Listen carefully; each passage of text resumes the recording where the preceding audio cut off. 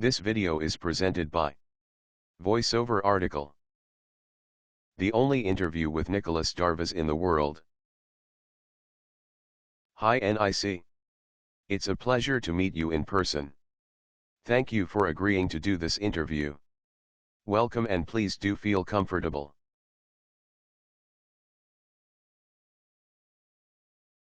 Nick, thanks for having me, and it's always my pleasure to discuss stocks and the stock market. Nick, would you mind if we get right down to talking about the stock markets? I can't wait to pick your brains on this subject. In fact, I've been waiting for many years to do this. Nick, sure, that's what I am here for. Okay.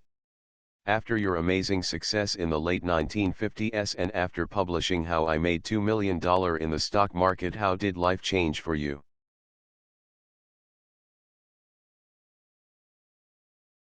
Nick, it was an amazing period in my life. I went from $25,000, which was everything I had at the time, to a multi-millionaire in quite short length of time. But I was amazed at the publicity I stirred up in Time magazine in 1959. I never knew there would be such a big interest in a solo stock trader. Then the success of my book was another major accomplishment in my life.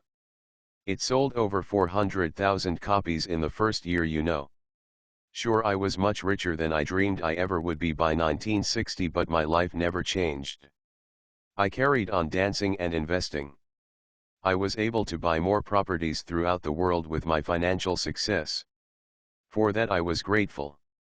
As a person, it never changed me one bit.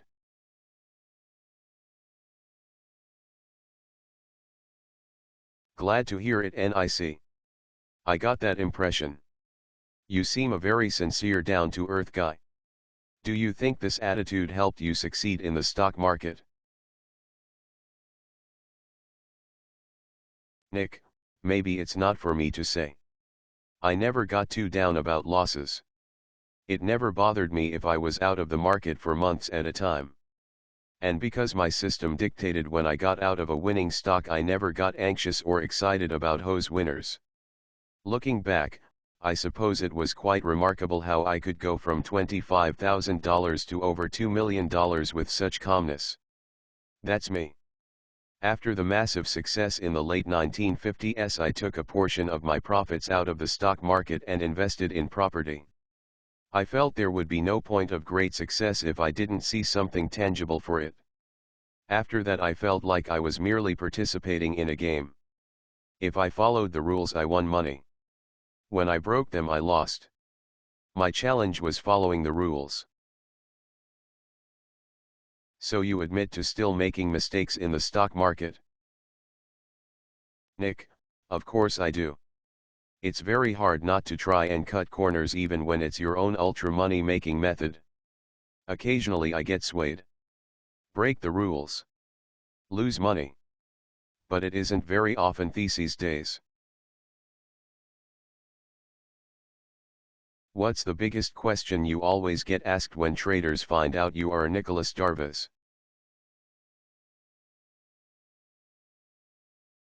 That's easy. Can I have your autograph and can you borrow me some money?